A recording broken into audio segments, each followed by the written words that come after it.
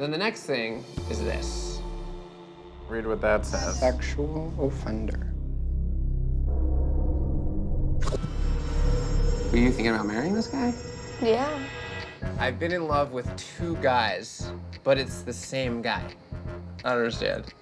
My name is Miranda. I'm 21, and I live in a small town called Owatonna, Minnesota. I've been in love with a man named Cameron since 2011, whom I've never met. I was never really that suspicious until I was in the town he supposedly lives in California. Cameron had a string of lies and excuses. His web camera was broken, and he couldn't meet because he had family emergencies or his car broke down. I confronted him, and eventually, he came clean. He told me his real name was James, and that he actually lives in Atlanta. I do not know where I would be without him in my life. I will never fully know the truth or fully trust him again unless he shows himself completely to me. One night I found a picture that was from a club, and he was tagged as a different guy. So then I tried to interrogate him and question him for a while, and he just kind of kept throwing a lot of BS to me, and we didn't talk for a while. I ended up talking to him again after a few months. I just needed to confide in somebody. Why haven't you guys video chatted? I'm kind of scared. Like, I'm just scared to face the fact that what happens if it's not him. I noticed that some of the pictures on his fake profile had a club name on it. I Googled it, and it was a club in Atlanta, and I found out they had a Facebook page. They had photos, and I eventually found one with him in it, but he was tagged as another person. His name was Josh. I clicked on Josh's name, and it was a legitimate profile. I actually messaged Josh on Facebook and I explained it to him, and he obviously blew the top. He's like, someone's pretending to be me.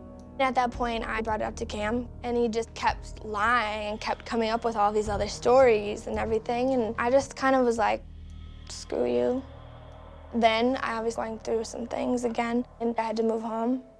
A lot of my friends in Owatonna weren't my friends anymore, and they just kind of wrote me off, and I didn't really have anyone to talk to. And he was one of the only ones that kind of knew everything, and I was like, I had to talk to somebody. He also had like a new story for you when you sort of reconnected, right? He said his name is James, and he actually lives in Atlanta. I asked him about his fake profile, and he said that he wanted to escape like his reality, I guess. He's had troubles at home, but he was there for me. And it became like a daily thing, like calling him on my breaks at work, and all of a sudden, all over again, I'm back in love with this other guy, and I don't know who it is, really. The first thing that we did was just a straight up Facebook search. Interestingly, Someone from Georgia. he looks like a nice enough guy. Then the next thing is this. Read what that says. Sexual offender. We went to that page, and it brought us to this guy. This guy was arrested soliciting or showing up to some underage person's house with what seemed to be sexual intent. We don't have any specific information to point to him being the guy you're talking to, showing you everything we found. The next thing that we did was we ran the phone number. And interestingly enough, when we do a reverse phone search, it comes up registered to the name Hang. So we did a search on Facebook. We found Hang. Again, it's a female in Georgia. With a son named James. So we clicked on that. We found this guy.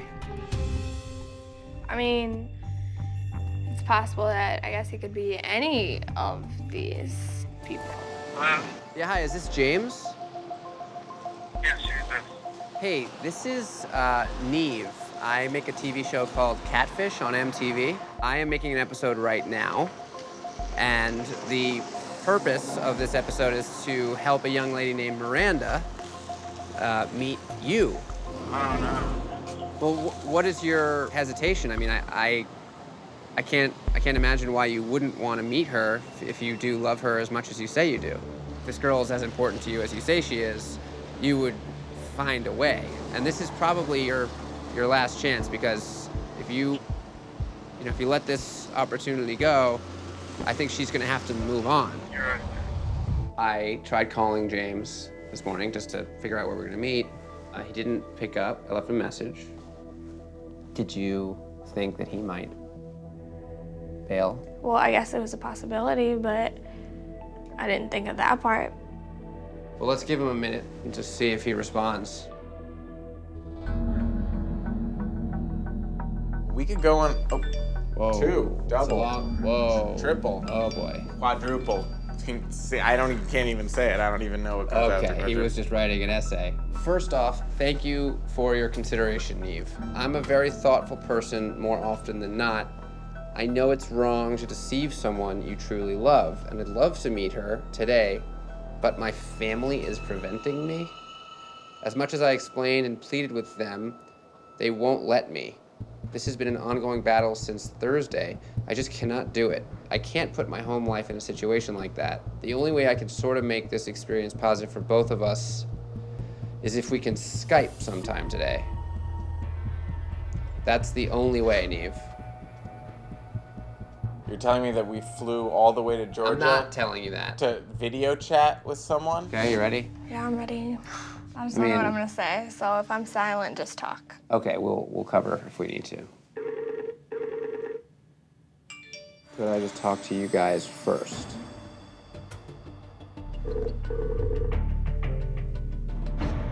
Hello? Wow. So, your name is Gabby. I'm obviously a little confused, just trying to figure out what's going on here. Do you want to fill me in? Sure, I wanted to meet you guys today, but my family was totally against it, so couldn't. Are you James? Yes, I'm James. Which means you're also Cameron. Yes. And why is your family against you meeting us in person? Because they don't know anything I imagine your interest in Miranda is more than just as friends. Yeah. Would it be wrong of me to assume that you're bisexual or a lesbian? I just don't know. You're not sure. Why have you waited so long to tell her the truth? She might not like me the way I am. So I wanted to tell her in a way that I would not lose her friendship.